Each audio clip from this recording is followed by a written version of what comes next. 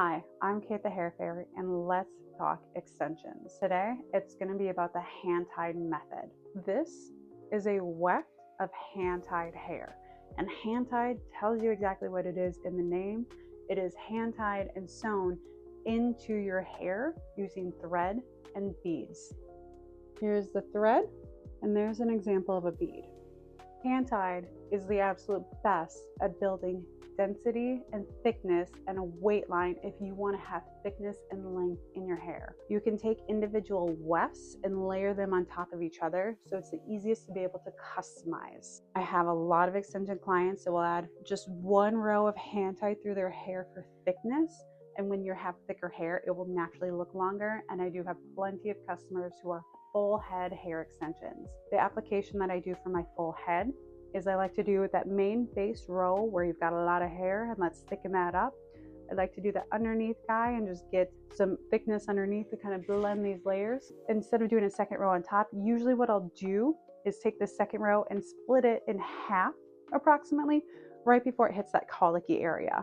So then that way you have that freedom in that movement, that extra volume and lift up top here, but then you don't have to worry about it getting to be too visible with your natural colic. The nice thing with hand-tied wefts, or I should say slim or nano wefts, is it's always recommended to blow dry, but if you have a slim or a nano weft, you can get by and cheap every once in a while with air drying if you feel like you need to. Why blow drying is nice for hand-tied is you're gonna have chunks of hair in there.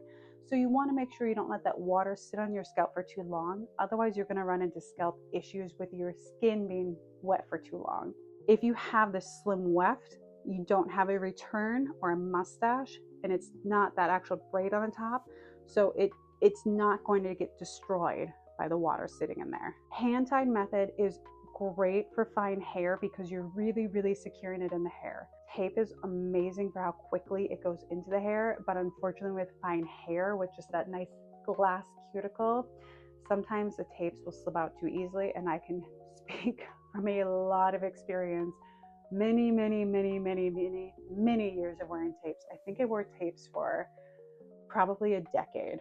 You get a lot more security with a hand-tied because it's actually sewn in, so you get a lot more security. Typically hand-tied hair is going to last you 6 to 8 months, just depending upon how well it's taken care of at home, how much heat is being used on it, how often you're getting it done, how hard are you brushing it, all of those factors.